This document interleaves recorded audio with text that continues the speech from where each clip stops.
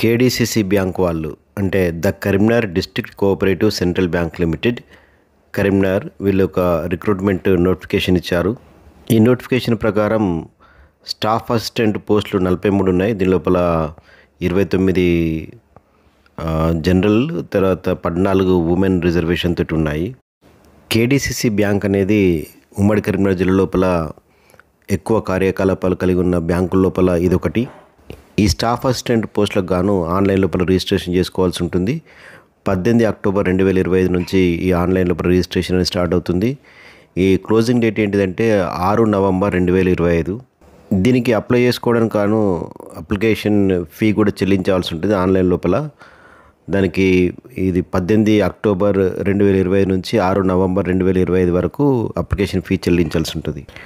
Application fee అనేది SC ST తర్వాత physically challenged ex service men వాళ్ళ కోసం 500 రూపాయలు వాళ్ళు చెల్లించాల్సి ఉంటుంది. General, BC, economically weaker sections వాళ్ళు 1000 రూపాయలు చెల్లించవలసి ఉంటుంది. ఈ రిక్రూట్మెంట్ అనేది పాత కరీంనగర్ జిల్లా అంటే ఉమ్మడి కరీంనగర్ జిల్లా అభ్యర్థులకు సంబంధించింది. వాళ్ళ కోసం ఉద్దేశించబడింది. అంటే ఉమ్మడి కరీంనగర్ జిల్లా అంటే ప్రస్తుతం ఉన్నటువంటి జగిత్యాల, కరీంనగర్, సిరిసిల్ల, పెద్దపల్లి జిల్లాలకు సంబంధించింది. అయితే తెలంగాణ రాష్ట్ర వ్యాప్తంగా కూడా అభ్యర్థులు వాళ్ళు అప్లై చేసుకోవచ్చు. వాళ్ళను నేటివిటీగా పరిగణిస్తారు. ఇందుకు సంబంధించిన వివరాలని నోటిఫికేషన్ ద్వారా సరిచూసుకోవాలని సూచించడం జరుగుతున్నది. ఈ స్టాఫ్ అసిస్టెంట్ పోస్టులకు గాను ఏజ్ 18 నుంచి 30 సంవత్సరాలు ఉండాలి. అయితే SC, ST, BC, economically weaker section వాళ్ళ కోసం 5 సంవత్సరాలు మినహాయింపిస్తున్నారు. అంటే వాళ్ళకు 35 సంవత్సరాల వరకు కూడా వాళ్ళు అప్లై చేసుకోవచ్చు. Physically challenged general category candidates వాళ్ళకు జనరల్ కేటగిరీలో ఉన్నటువంటి ఫిజికల్ ఛాలెంజ్డ్ క్యాండిడేట్స్ వాళ్ళకు 10 సంవత్సరాలు మినహాయింపిస్తున్నారు. అంటే 40 సంవత్సరాల వరకు కూడా అప్లై చేసుకోవచ్చు. అదే SC, ST, BC, EWS category లోపల ఉన్నటువంటి ఫిజికల్లీ ఛాలెంజ్డ్ అభ్యర్థులు 15 సంవత్సరాల మినహాయింపిస్తున్నారు. అంటే 40 సంవత్సరాల వరకు కూడా అప్లై చేసుకోవచ్చు. దీనికి కావాల్సిన అర్హత ఏంటంటే ఏదైనా రికగ్నైజ్డ్ యూనివర్సిటీ నుంచి గ్రాడ్యుయేషన్ పూర్తి చేసి ఉండాలి, అంటే డిగ్రీ కలిగి ఉండాలి. అట్లనే తెలుగు లాంగ్వేజ్ ప్రొఫిషియన్సీ అనేది తప్పనిసరిగా కలిగి ఉండాలి. అంటే 10వ తరగతి వరకు కూడా ఏదైనా ఒక క్లాస్ లోపల వాళ్ళు తెలుగును ఒక సబ్జెక్టుగా చదివి ఉండాలి. ఇంగ్లీష్కి సంబంధించినటువంటి నాలెడ్జ్ అనేది తప్పనిసరి అవసరం. అభ్యర్థుల యొక్క ఎంపిక అనేది ఆన్లైన్ ఎగ్జామినేషన్ ద్వారా జరుగుతుంది. ఈ ఆన్లైన్ ఎగ్జామినేషన్ డిసెంబర్ నెల లోపల జరిగే అవకాశం ఉంది. డేట్ అనౌన్స్ చేయలేదు కానీ డిసెంబర్ నెల లోపల ఆన్లైన్ ఎగ్జామినేషన్ ఉంటుందని వాళ్ళు నోటిఫికేషన్లో తెలిపారు. ఆన్లైన్ ఎగ్జామినేషన్ మొత్తం కూడా ఆబ్జెక్టివ్ టైప్లో ఉంటుంది. ఇది ఇంగ్లీష్ లోపల ఉంటుంది. ఎగ్జామినేషన్ యొక్క డ్యూరేషన్ మొత్తం కూడా 120 నిమిషాలు, అంటే 2 గంటలు. దీని లోపల మొత్తంగా 160 ప్రశ్నలు ఉంటాయి, 160 మార్కులకు గాను.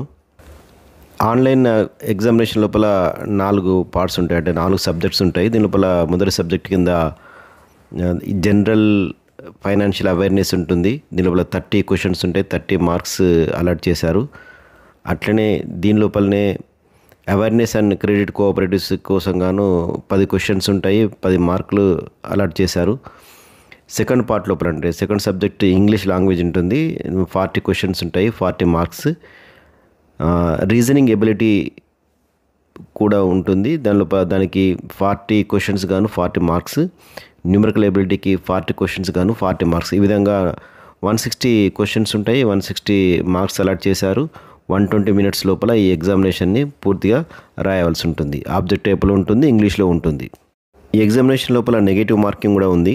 ఒక ప్రశ్న కనుక తప్పుగా సమాధానం ఇస్తే, రాంగ్ ఆన్సర్ అయితే 0.25 మార్క్స్ని కట్ చేస్తారు టోటల్ మార్క్స్లోంచి, అంటే పావు మార్కును. ఒకవేళ ఏదైనా క్వశ్చన్ కనుక మనం ఏం ఆన్సర్ చేయలేదు, దాన్ని అటెంప్ట్ చేయకపోతే దానికి నెగిటివ్ మార్క్ ఉండదు. ఆన్లైన్లో ఈ విధంగా ఫీజు చెల్లించాలి, తర్వాత ఏ డాక్యుమెంట్స్ని అప్లోడ్ చేయాలి, ఫోటోగ్రాఫ్, దాన్ని సైజు కానీ దాన్ని మిగతా సిగ్నేచర్, థంబ్ ఇంప్రెషన్ ఏ విధంగా ఉండాలనే పూర్తి డీటెయిల్స్ కూడా నోటిఫికేషన్లో ఉన్నాయి. ఆ నోటిఫికేషన్ వివరాలతోటి సరిచూసుకొని అప్లై చేయాల్సిందిగా సూచించడం జరుగుతున్నది. ఇప్పటికే ఐబీపీఎస్ కానీ, స్టాఫ్ సెలక్షన్ కమిషన్, ఇతర గవర్నమెంట్ ఆఫ్ ఇండియాకి సంబంధించిన ఉద్యోగాలకు ప్రిపేర్ అవుతున్న అభ్యర్థులకు ఇది మంచి అవకాశం. All the best.